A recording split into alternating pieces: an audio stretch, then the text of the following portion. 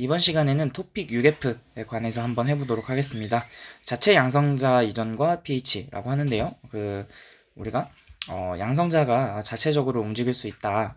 양쪽성 물질일 때 그런 얘기들을 했었죠. 대표적으로 배웠던 게 물의 자동 이온화 KW가 되겠습니다. 근데 우리 이제 물의 자동 이온화보다는 이런 자체 양성자 이전 오토 프로톨리시스 라고 이야기를 하는 게 더 옳다고 볼 수 있겠는데요.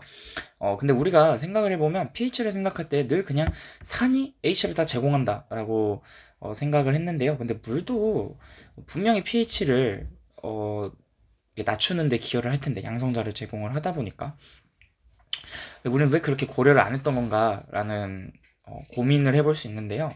이 토픽에서는 이 if의 가정이 정말 중요하다고 볼 수 있습니다. 그래서 10의 마이너스 8승 몰 농도의 염산의 pH라고 이런 질문을 받았을 때 저희는 보통 그럼 아무 생각 없이 이 HCl이 H3O 플러스 농도가 같다 라고 생각을 하는 거죠. 그래서 그냥 뭐 10의 마이너스 8승 넣었더니 pH가 8이 나오죠. 근데 산을 넣었는데 염기성의 pH가 나왔어요. 그러면은 이게 뭐지?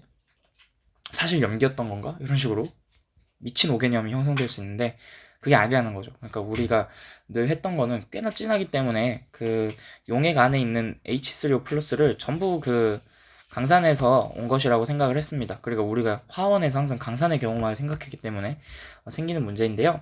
당장에 이 강산의 농도가 꽤 낮아져도 결국 그 HCl이 10의 마이너스 8승만큼은 H3O 플러스를 공급을 해줄 거예요.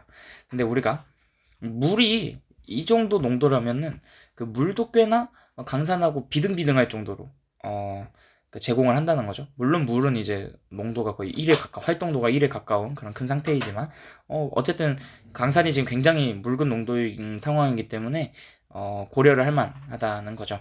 그래서 하이드로늄 이온의 공급원은 두 가지다. 그래서 산에서 공급되는 것과 물의 자체 양성자 이전, 이것을 고려하기 시작해야 된다. 언제부터 고려해야 되냐라고 했을 때 제가 뒤에 한꺼번에 정리를 할 테지만 저희가 10의 마이너스 6승까지는요 그냥 강산만 고려를 하면 되고 10의 마이너스 6승부터 10의 마이너스 8승까지는 이 두 가지를 같이 고려해야 되고, 이거보다 더 작다면 10의 마이너스 8승보다 더 작은 경우에는 너무 미비해서 그냥 KW만 고려하면 되는 세 가지 섹션으로 나눠서 기억을 할 수 있겠습니다.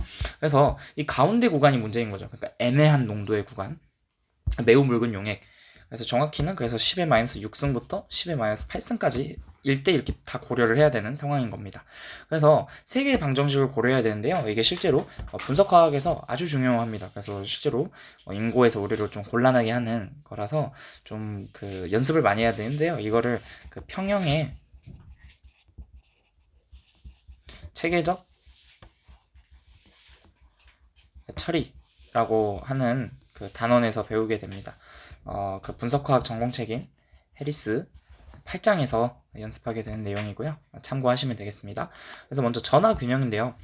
이거 실제로 화학원분에서 풀 때 되게 강조하는 거죠. 그래서 모든 수용액은 정기적인 중성이다. 왜냐면은 우리가 수용액이라 한다면 보통 이온결합 물질을 녹은 결합 말이죠. 근데 이온결합 물질은 중성인 상태에서 물에 녹아서 양이온과 음이온으로 나뉘는데 결국 우리가 이온 결합은 전하량이 0이었죠. 근데 이 이유가 플러스 1 빼기 1이라 0이었던 거죠. 그래서 수용액 상태에서는 0이었던 게 플러스 1 마이너스 1 상태로 존재하는 게 수용액이고, 결국 그러면 어쨌든 근본적인 거는 이온 결합이다 라고 생각을 하기 때문에 전하균형은 사실 당연한 이야기가 되겠고요. 여러분들이 화학원 가르칠 때 이 논리를 잘 써먹어야 된다고 생각을 할 수 있겠습니다. 그 다음에 이제 물질 균형인데요. 질량 균형이라고도 많이 얘기합니다. 그래서 구경권 이온 같은 걸 생각을 하면 되겠는데요. 그래서 CL-의 경우에는 HCl의 처음 농도에서 비롯되었다, 이렇게 할 수 있겠습니다. 근데 이제 만약에 우리가 이 포마인 농도고요. 만약에 우리가 H3O 플러스, 그러니까 CH3COOH가 약산 평형에 의해서 H 플러스와 CH3COO 마이너스로 분리될 수가 있는데, 우리가 이렇게 썼을 때 H 플러스를 CH3COO가 그러니까 1일 때 여기가 1 이런 식으로 되지 않기 때문에 좀 곤란한 부분이 있어요. 그래서 가령 우리가 Na 플러스 그러니까 NaCH3COO라는 이런 염 형태로 존재한다고 했을 때 우리가 그러니까 얘네가 분리되면 1대1로 분리가 되겠죠. 그럼 우리가 여기서 보통 Na 플러스와 CH3 COO-가 같다 이렇게 해서 물질 균형식, 질량 균형식을 잘 작성할 수가 있는데요. 이러면 틀린 거라고 할 수 있어요. 왜냐하면 CH3COO-는 꽤나 약염기이기 때문에 다시 이렇게 돌아갈 수가 있단 말이죠. 그래서 결국은 이렇게 하면 안 되고 이 CH3COO-와 관련된 모든 화학종을 써야 된다고 생각을 하면 됩니다. 그래서 우리는 보통 포마인 농도 CH3COO 이렇게 하면 좋고요. 그럼 이렇게 한다면 우리는 CH3COO-와 CH3COOH 이렇게 두 가지 형태로 평형 상태로 공존하고 있기 때문에 이렇게 표현을 할 수 있다. 그래서 사실은 우리는 결국은 초기 농도로 생각을 하는 건데 보통은 우리가 늘 한 가지 화학종으로 존재하는 것만 생각을 해서 그냥 저희가 계속 표현을 이런 식으로 해왔던 건데 결국은 존재하고 있는 모든 것들에 대해서 표현을 해야 되는 그러니까 그 포말 농도로 하는 게 핵심이다. 그래서 물질 균형이다 라고 하는 거고요. 그래서 평형을 이해한 상태에서는 이렇게 좀 더 케이스가 복잡해지는 거라고 할 수 있겠습니다. 그래서 KW를 고려를 하라고 하는데요. 여기서 이제 보시면은 일반화학 책에서는 이렇게 뭐 KW를 위에 정리한 물질 균형식을 가지고 이렇게 좀 유도를 하는 것을 볼 수 있습니다. 어떤 식을. 그래서 이건 좀 참고를 해보시고요. 책의 설명대로 따라가서 좀 그것을 계속 연습해보는 방향으로 해보면 되겠습니다. 이제 매우 묽은 약산 용액에서는 양성자 이탈은 더욱 강산에 비해서 낮아지고 물의 자체 양성자 이전에 그 영향이 더 커지게 된다라고 해서 위에서와 같이 똑같은 유도 과정을 겪는데요. 그래서 아까 제가 한 거와 같은 얘기로 이렇게 지금 물질 균형을 했을 때 이 HA가 쪼개져서 H 플러스 A 마이너스 나눠지는데 이런 식으로 존재할 수 있다라고 하는 거고 그래서 이렇게까지 하면 그렇게 어렵지 않은데 제가 아까 말했듯이 그런 염 형태로 어떤 양이온과 그 약산의 짝염기로 이루어진 그 염 형태로 제시를 하는 순간 되게 어려워진다 라고 하면 되겠습니다. 네, 그렇게 해서 이렇게 그런 복잡한 K식이 나오는데요. 이거는 그냥 참고만 해보면 되겠고요. 일반화학에서만 이렇게 다루고 실제로 이게 2학년 이상 됐을 때 잘 하지 않는 내용입니다. 하지만 여러분들은 일반화학 시험을 봐야 되니까 이것을 조금 한번 해봐야 되는 부분이겠죠. 그래서 여러분들이 공부를 일단 큰 과제들을 하고 큰 과제들을 다 한 상태에서 여유가 있을 때 이런 좀 세부적인 내용들을 좀 공부를 해보면 될 것 같아요. 근데 유도 과정이 좀 크게 다르지는 않아서 한번 따라가다 보면은 몇 번 하면은 할 수 있을 것 같아요. 넘어가겠습니다. 다음 완충용액인데요. 완충용액을 되게 어려워하고 이해하지 못하는 경우가 있는데 완충용액을 이해를 못하는 경우는 완충용액이 새로운 내용이라고 생각을 해서 그래요. 결국은 근데 약산 약염기 얘기를 계속 하는 거다 라는 거고요. 우선 완충작용이 무엇이냐라고 한다면은 우리가 브린스테드 로우리 이론에 따르면 염에 의해 제공되는 이온들 자체가 산이나 염기일 수 있다. 그러니까 양쪽성 물질이라는 소리고 그래서 pH에 따라서 그 산으로 작용할 수도 있고 염기로 작용할 수도 있고 이 pH의 영향을 받는다는 얘기가 여기 조성과 pH에 해당하는 내용이 되겠죠. 자, 그래서 완충 용액은 여기 있다. 자, HCl 같은 경우에는 Cl-를 NaCl로 첨가했을 때 그 Cl-는 강산에 매우 약한 짝염기니까 영향이 없다. 이렇게 써놨고요.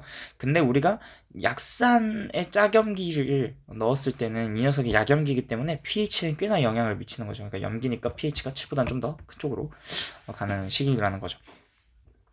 그래서 약산이나 약염기에 이들의 염이 포함된 용액 그러니까 결국 약산 약염기의 그 짝꿍들은 pH를 안정화시키는 수단입니다. 왜냐면은 약산이면서 약염기이기 때문이죠. 그러니까 내가 만약에 약산에 짝염기를 넣었다면 이것이 양성자 이동으로 해서 또 약산으로도 작용을 하는 그런 상황이라서 그러니까 한 가지 짝염기만 넣었는데 결국은 우리가 산과 염기가 모두 고루 있는 형태로 존재를 하게 된다는 거죠. 그래서 완충용액은 강산이나 강염기가 소량 첨가가 되더라도 결국 이 위에 있는 녀석들의 존재로 인해서 걔네들이 반응이 일어나면서 그 pH 변화에 저항하는 혼합 용액이 된다라는 거고, 그래서 책에서는 그런 양성자의 하수구라는 표현을 쓰고 있는데 되게 좀 제가 스스로 공부하면서 감동을 받았던 표현입니다. 그래서 보시면은 이런 식으로 평형식이 이루어지는데 우리가 NaCH3CO2 이런 식으로 넣죠. 그렇다 보면은 내가 만약에 H3O 플러스가 들어오면은 이 짝염기와 반응을 하고, 염기가 들어오면은 그 짝염기의 짝산인 아세트산이 반응해서 결국 제거를 하는 거다. 그래서 결국 강산이 들어오나 강염기가 되거나 다 제거가 일어난다는 거겠죠. 완충용액을 설계를 하는 것은 약산과 염 혹은 약염기와 염으로 설계를 하면 되겠습니다. 그래서 내가 pH가 낮은 게 필요하면은 산 완충용액을 만들고, pH가 높은 환경이 필요하면은 염기 완충용액을 만들면 되는 것이죠. 그래서 예시 6G.1을 제가 한번 간단히 풀어봤는데요. 이거 결국 그냥 약산 평형 이용해서 계산하는 문제입니다. 그래서 실제로 여러분들이 직접 계산을 해가지고 이게 그 완충이 얼마나 잘 되는지, 그러니까 전과 후의 pH 변화를 통해서 완충이 꽤나 잘 되는 걸 설명하려는 의도의 문제고요. 한번 잘 따라서 풀어보시길 바랍니다. 그래서 완충 용액을 제조를 하려면 짝산과 짝염기가 1대1의 비율일 때가 베스트예요. 그러니까 왜냐면 내가 완충 용액이라는 게 산을 완충하겠다, 염기를 완충하겠다, 뭐 고정적인 상황이 아니라 유동적인 상황이고, 그러다 보니까 1대1일 때가 가장 좋다는 게 우리가 정성적으로, 그러니까 대충 경험적으로 감으로 이렇게 좀 예측을 해볼 수 있는데요. 실제로 생각을 해보면 지금 이 산과 그 짝염기의 농도가 동등하면 이렇게 날아가게 되죠. 그렇다 보면은 KA가 H3O 플러스 이렇게 예측을 할 수 있겠는데, 그래서 pH가 pKa일 때, 이때가 최대 완충 지점이라는 것을 또 생각해 볼 수 있겠습니다. 그래서 우리가 어떤 완충 용액을 제조할 때는 그 pKa 값을 보고, 이게 내가 pH에 가까울 것 같은데, 그러니까 결국은 이 최대 완충 지점에서 가장 여기서 오래 머무르고 있는 거다 보니까 이 지점의 pKa가 이거의 pKa가 내가 원하는 pH에 가까운 걸 선택을 해야 그 pH쯤으로 계속 유지가 된다는 거다라는, 약간 좀 우리가 실제 그런 실용적인 이야기에 가깝습니다. 그래서 완충용의 pH 정말 중요한데요. 핸더슨 하셀바흐식을 잘 이해를 하셔야 됩니다. 핸더슨 하셀바흐식은 사실 식이라고 했지만 결국 그 KA의 재배치를 한 식이라고 볼 수 있겠고요. 그래서 그 KA식을 지금 좀 만졌어요. 만지고 로그를 걸어서 pH는 pKa 더하기 산 초기 농도분의 염기 초기 농도다. 근데 뭐냐면 이때 가정이 우리가 약산이나 약염기는 그 초기 농도에서 이탈률을 뺐을 때 이것이 그 X에 비해 그 이탈률이 포말 농도에 비해서 되게 미약할 때 우리가 이걸 그냥 포말 농도가 거의 일치한다라고 근사를 했는데요. 그때 우리가 이 근사가 전제가 되어야 여기에 그냥 농도를 바로 집어 넣어도 되는 거죠. 초기 농도를. 그래서 우리가 다시 말해서 그 핸더슨 하셀바의 조건은 결국 그러니까 약산과 약염기, 그 KA가 약산과 약염기 해석할 때 쓰는 식이고, 우리가 이거 계산을 편하게 하려면 KA는 그 HA분의 똑같은 얘기를 또 하는 거지만 여러분들이 잘 못하니까 한번 다시 얘기를 해보자면, 이렇게 해서 우리가 이거를 계산을 할 때 그 이탈률을 x라고 해서 f-x분의 x제곱, 근데 이거를 근사해서 x가 굉장히 작다고 생각해서 f분의 x제곱 이렇게 계산을 했었고요. 우리가 그래서 그 어떤 pH를 원할 때 루트 KAF라는 일반적인, 그러니까 근사한 상황에서 일반적으로 이렇게 적용을 하고, 만약 이게 5% 이상, 양성자 이탈률이 5% 이상이면은 오차율이 커지기 때문에 그때는 근사를 안 한다. 그래서 일단 근사를 하고, 근사가 타당했는지 체크하고, 타당하지 않았다면 그때 근사를 안 한 걸로 다시 푸는 그런 과정이었고요. 그러니까 결국 우리가 이런 전자에서 약산과 약염기를 풀고 있었는데,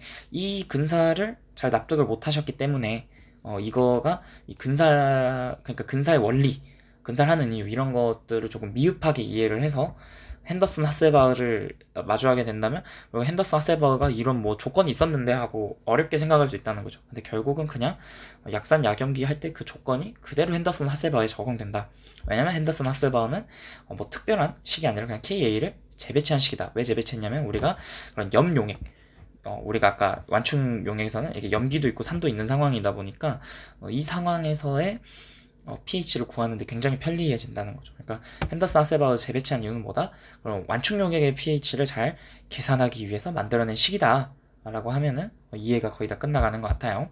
그래서 완충 용량을 보시면은 우리가 결국 그 소모시키는 거죠. 그러니까 들어오는 애를 몸빵에서 막아가지고 그 자멸하는 느낌이에요. 그러니까 꿀벌이 말벌한테 그 집을 지키는 원리 같은 느낌인데, 그래서 완충 용량은 결국 그러니까 그 약산이나 그것의 짝염기가 다 소모가 되다 보면은 결국은 이제 완충 능력이 다 떨어진다라고 보는 거죠. 이게 이제 뒤에 적정 단원에서 그래프 보면 더 이해가 잘 될 겁니다. 제가 하고 있는 얘기들은. 그래서 우리가 과학자들이 똑똑한 사람들이 잘 알아놨는데 10배 차이까지 괜찮다. 그래서 pH가 우리가 로그가 상용 로그니까 밑이 10이죠. 그래서 뿔마 1 차이가 10배 차이가 같다는 거 이해하시죠? 그래서 이때가 가장 효과적이다. 그래서 완충 용량은 pKa의 뿔마 1이다 라는 거 이해를 하면 되겠습니다. 완충 용액이 되게 여러분들 어려워하는데 결국 그 약산 약염기와 그 짝으로 된 시소 그리고 그런 다양한 것들을 잘 이해해서 여러분들이 제가 계속 말하는 강산 그리고 약산 다양성자산 그리고 완충 이 네 가지 상황에서 각각의 어떤 마인드셋을 가지고 가야 되는지 이것을 잘 정리한 다음에 적용하면은 그렇게 어렵지 않다라는 얘기를 하면서 6G까지 마무리하고요. 우리 적정을 보면서 이 산염기 단원을 좀 마무리해 보도록 하겠습니다.